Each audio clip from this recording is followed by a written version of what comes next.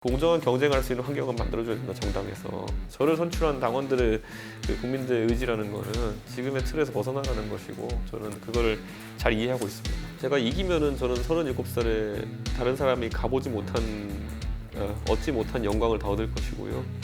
지면은 저는 사실 굉장한 타격을 입습니다. 기본적으로 뭐 당에서 이제 어느 정도 사람들이 이념적 지향에 대해 가지고 적어도 과거처럼 강경 보수화 되지 않았다는 생각을 많은 사람들이 갖고 있는 것 같고요. 당원 증가세가 굉장히 높다. 어떤 분들은 대선이 있기 때문에 당연한 거 아니냐 이러겠지만은, 민주당은 오히려 지금 당원 감소세가 지금 이제 돋보이거든요. 정당에 대한 지지자가 되는 것과 당원이 되는 것은 다른 차원이다 이렇게 보고, 당원이 되기를 결심한, 그러니까 당의 의사결정 주체가 되겠다고 결심한 젊은 세대가 늘어나고 있다는 것 자체가 굉장히 긍정적으로 보입니다. 저는 기본적으로 이제 젊은 세대가 욕심이 많아지고 있다고 생각을 해요.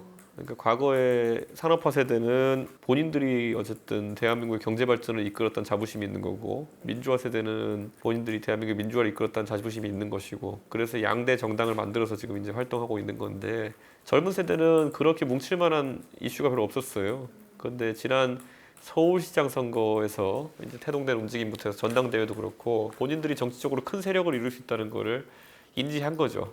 예, 그렇기 때문에 이제 거기에 힘이 붙는 거는 사실이고, 당원 가입이 늘어나고 있는 것은 어쨌든 본인들이 혼자가 아니라는 걸 인식하기 때문이에요. 집단적인 행동을 통해 가지고 변화를 만들어낼 수 있다는, 그리고 아주 평화로운 방법으로 그걸 변화를 만들 수 있다는 인식이 생겼기 때문이라고 보거든요. 선거권이 주어진 이들에게 선거권으로서 본인들이 만족감을 느끼는 지점도 있겠지만은, 결정적으로 본인들이 누굴 믿느냐로 선택되는 게 아니라 본인들이 이제 플레이어가 되고 싶은 사람들이 많을 거예요.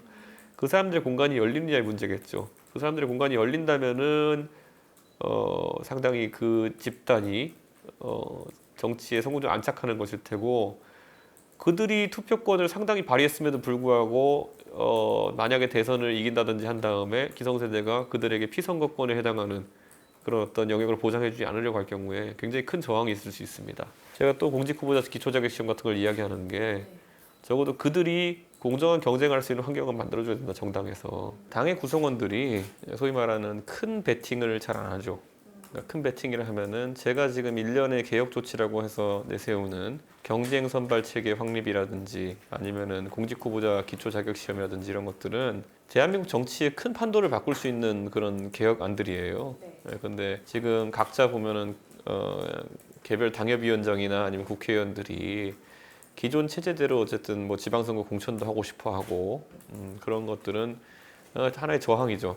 저희가 냉정하게 봐야 될 게, 대한민국에서 저희가 집권 세력이 되기 위해 가지고는 영남 이외의 지역에서도 상당한 의석수를 얻어야 되는 것이고, 지방선거에서 상당한 승리를 거둬야 되는 것인데, 기존의 방식대로 지방선거 공천을 한다고 했을 때는 또 영남당이 될 가능성이 높습니다. 그러고 싶지 않으니까 저는 계속 이런 조치들을 내놓는 것이고, 국민들 중에 공직후보자 기초 자격시험 반대하는 사람이 어디 있습니까? 저를 선출한 당원들의 국민들의 의지라는 거는 지금의 틀에서 벗어나가는 것이고, 저는 그거를 잘 이해하고 있습니다. 제 정치 행보는 이제 당대표로서 임기가 2년이기 때문에요. 제 입장에서는 제가 뭐 당대표를 여러 번 할 것도 아니고, 제가 당대표 하고 있을 때 당의 개혁을 이뤄냈다는 얘기를 듣고 싶고, 마침 제 임기 중에 하는 선거가 대통령 선거와 지방선거이기 때문에 지방선거에서 적어도 지금까지 보수가 보였던 안 좋은 모습들을 다 일신하는 것이 목표다. 이렇게 하면 또 되게 화내실 텐데 한번 끝까지 뛰어보십시오. 그분이 끝까지 뛸 거라 생각하지도 않습니다. 왜냐하면은 본인의 출마 명분이라는 게 전 있어야 대선 주자로 나설 수 있다 보는데,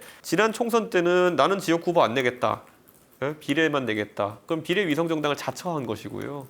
본인의 세력이 약하다는 걸 시인한 것이거든요. 그리고 그 다음에 서울시장 선거 나갈 때는 출마 일성이 저는 야권 단일 후보가 되겠습니다예요. 저희는 아무도 생각도 안 했는데, 그러니까 그건 뭐냐면 본인이 당을 통합하기는 싫고 야권 표는 얻고 싶은데 하지만 경선 치를 자신은 없다. 이걸 그냥 종합하면 그렇게 나오는 거거든요.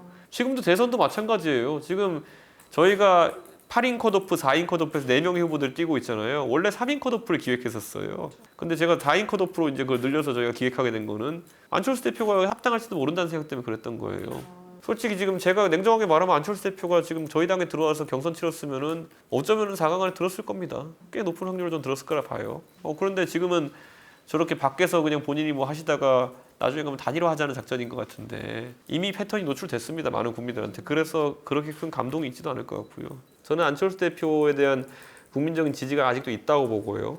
지금보다 훨씬 더 전격적인 행보를 하셨다면은 저는 지금 대선 국면에서 좋은 위치에 계셨을 것이다 이렇게 보고, 지금도 아마 대선이 5개월 정도 남은 시점에서 안 대표님께서 여러 판단을 하셔야 될 텐데 큰 정치를 하셨으면 좋겠다. 네, 이런 생각을 합니다. 제가 이기면은 저는 37살에 다른 사람이 가보지 못한 얻지 못한 영광을 다 얻을 것이고요. 지면은 저는 사실 굉장한 타격을 입습니다. 굉장히 이기주의적 관점에서 열심히 하겠습니다.